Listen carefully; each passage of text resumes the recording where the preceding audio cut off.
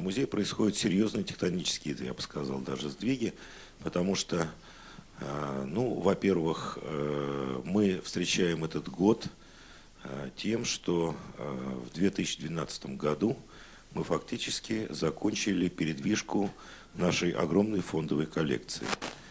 Наверное, за многие годы, за 40-летние годы истории исторического музея были созданы совершенно новые фондохранилища. И прежде всего они созданы были в центральной части нашего музея, в составе музейного квартала, куда были из Крутиц, из Новодевичьего монастыря переведены практически все наши базовые коллекции. Эту работу мы завершили буквально в первые дни нового 2012 года. Кроме того, как вы, наверное, прекрасно знаете, в прошлом году мы были вынуждены передать Русской Православной Церкви Новодевичий монастырь, и многочисленные наши как фондовые подразделения, так и в первую очередь реставрационные подразделения перешли на новую территорию, переданную нам на так называемом Измайловском острове. В общем счете мы там получили около 9 строений. За 2011 год нам удалось более или менее привести в порядок те помещения, которые мы получили, и к нашей радости, к концу 2011 года наши реставрационные мастерские заработали, а в дальнейшем сейчас в нашем музее мы проводим очень большую работу по подготовке концепции развития Измайловского острова, где будут размещены практически все наши реставрационные ресурсы. В конечном счете, после проведения целого комплекса реставрационных работ и капитального ремонта, мы создаем достаточно мощный реставрационный центр, который даже Министерством культуры рассматривается как серьезный методический центр для всей территории Российской Федерации. Ну и кроме того, 2012 год для нас, как я уже вам перечислил, главные моменты всех наших событий, которые происходят, и, наверное, одним из самых главных наших событий, к чему серьезно готовимся, это 200-летний юбилей 2012 года. Этот юбилей мы должны встретить созданием совершенно нового музея в музее. Это музей войны 1812 года. Сейчас уже между зданием бывшей городской управы, хорошо больше известной всем как здание бывшего музея Ленина, и помещениями Монетного двора уже стоит основа для экспозиционного павильона, где на общей площади где-то около 1200 квадратных метров на 2 уровнях, первого и второго этажа, примерно в период от 2 до 7 сентября 2012 года будет открыта новая экспозиция музея. Вот сейчас я уже вам могу говорить о тех датах, которые мы называем. Это даты начала сентября 2012 года. Сейчас к этому моменту мы все очень серьезно готовимся. И я думаю, что те работы, которые, наверное, уже начнутся примерно с мая месяца, эти работы будут уже связаны с подготовкой новой экспозиции, мы успешно завершим к началу всех главных юбилейных дат. Значит, кроме того, перед нами стоит еще одна очень серьезная задача. Задача, которую мы перед собой поставили давно, это задача проведения плановой реэкспозиции нашего музея. Это чрезвычайно сложная вещь заниматься реэкспозицией в рамках уже существующей экспозиции, так как необходимо, так сказать, пройти между Сылой и Харибдой, необходимо не утратить самого лучшего и не упустить тех вот изменений, которые можно было бы туда внести. Я понимаю, сейчас уже, будучи много лет профессиональным историком, какое значение музей имел в развитии нашей культуры и что он значил для меня и других, кто занимался историей. Мы еще 15 лет назад, мне довелось написать статью к юбилею музею, музей в истории и исторический музей в Музее истории и культуры России. Когда был издан юбилейный для Москвы, в год празднования Москвы, выпуск археографического ежегодника органа археографической комиссии Академии наук, которую я возглавляю, в 1997 году, там был материал об историческом музее. Мы вот тогда отмечали, и было понятно, что само образование исторического музея, тогда, когда это было не случайное событие в жизни России, не случайное событие в развитии науки. Вот во второй половине XIX века уже изменилось представление о ценности явлений прошлого. Перестала интересовать только государственная история. Уже понимали, что нужно изучать историю основного населения, историю народа, историю быта. Уже была оружейная палата, замечательный музей в Кремле, но в основном состоящий из драгоценных раритетов. И была создана идея создать именно музей истории России, истории россиян, ну, причем очень россиян, значит, на всей территории тогдашней Российской империи.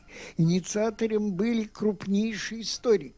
И Соловьев, уже с 50-го года выпускавший потом истории России, и Забелин, который стал научным руководителем музея, и начинающий Ключевский, сменивший потом Соловьева на кафедру, и великий филолог Буслаев, изучавший рукописи, пошедший в исторический музей, и граф Уваров, сын министра просвещения, который стал руководителем музея, а сестра его потом известный прототип Кити Щербацкой, кстати, в Ване Карениной, она стала потом руководителем общества «Старая Москва» и почетным членом Академии наук Прасковья Сергеевна Уварова. Вот. Исторический музей сразу образовался как хранилище и как научный центр.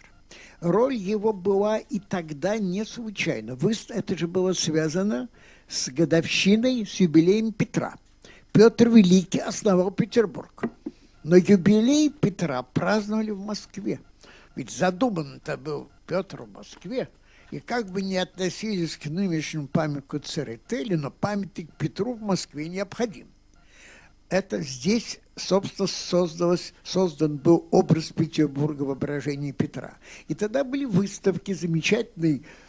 Ученые, этнографы и экономисты. Богданов был инициатором выставки в основном Политехнического музея. И, в общем, образовались два музея – политехнический и исторический. И вот роль исторического музея была не только в том, что это стало замечательной сокровищницей памятников духовной и материальной культуры, с обращением внимания на памятники и безымянные, изначально археологический источник, это вообще мы имен не знаем их создателей, много бытовых предметов, но и замечательные памятники письменности. И там стали разрабатываться методы изучения этих памятников. Это была школа развития науки. Вот сейчас мы последние десятилетия мыслим Академию наук как нечто похожее на современность. Академия наук до революции была собранием немногих элитарных ученых. Никаких институтов не было. По существу исторический музей и университеты, московские университет рядом с ним находивший, профессора которого были консультанты музея, выпускники которого стали сотрудниками музея, они создавали науку русской истории, особенно в таких ее частях, как этнология, археология, специальные исторические дисциплины, геральдика, генеалогия, кадикология и так далее. Там работали вокруг Забелина, а Забелин жил в историческом музее, там собирались будущие классики науки, создавшие научные школы, археологическая школа Городцовой, пришедшая за ним Сизова, школа изучения древних рукописей Щепкина, а дочка его, Марфа Вячеславовна, потом заведовала тем же отделом. А после революции крупнейшие ученые во главе с академиком Богословским, они именно в историческом музее пытались создавать новую экспозицию, разрабатывали методику привлечения источников для воссоздания быта и каждодневности России. И там это была школа воспитания тех, кто были уже моими учителями. Там начинали будущие знаменитые археологи, Арцеховский, Рыбаков, мой учитель Михаил Николаевич Тихомиров, когда он был профессором университета, а он был моим учителем с первого курса, значит, с 1939 года, он был заведующим отделом рукописей, принимал нас там, и мы были, вот еще только вступив, ближаясь к пути науки, мы уже видели подлинные материалы и видели то уважительно заинтересованное отношение, которое было у подвижников исторического музея к тому, чтобы молодежь к этому приобщалась.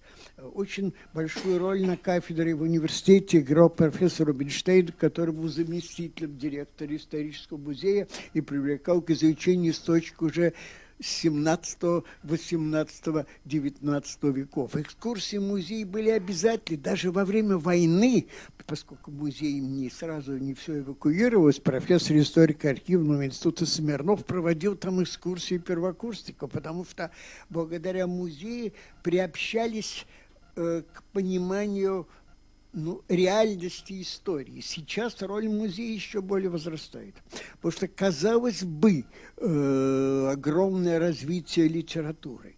Но телевидение вернуло нас к тому, что восприятие визуальное, оно становится во многом определяющим. Информация для тех, кто слишком много времени прикован к телевизору, это большинство общества, оно приучает к восприятию такого рода. Поэтому то, что сейчас открытый музей, это огромная благодарность, что сумели сделать реставрацию музея открыт, это путь воспитания уважения к истории. Мы стараемся, даже самые небольшие, даже самые скромные наши выставки, которые мы делаем, сопровождать пусть небольшими, пусть тоже скромными, но небольшими изданиями, небольшими буклетами, кратенькими какими-то путеводителями, пусть и недорого стоящими, и слава богу, их могут купить многие люди, потому что, как вы понимаете, не у всех есть достаточно средств для приобретения дорогих альбомов, дорогих каталогов. То есть мы стараемся издавать самую разную продукцию. Делали, делаем и надеюсь, что будем делать это впредь. Вот. На это, во всяком случае, мы стараемся средств не жалеть и изыскивать их всеми возможными и невозможными путями, порой известными только нам, привлекая людей, которые в состоянии нам в этом деле помочь, иногда кооперируясь. Вот. И все наши крупные и научные, в том числе, мероприятия, не только выставочные, а музей проводил и планирует проведение многих научных конференций, связанных, конечно, и с юбилеем Отечественной войны, и с образованием русского государства, и, опять же, забелинские чтения, что стали, как я уже сказал, традицией, и вот с названным «Золотым веком русского фарфора».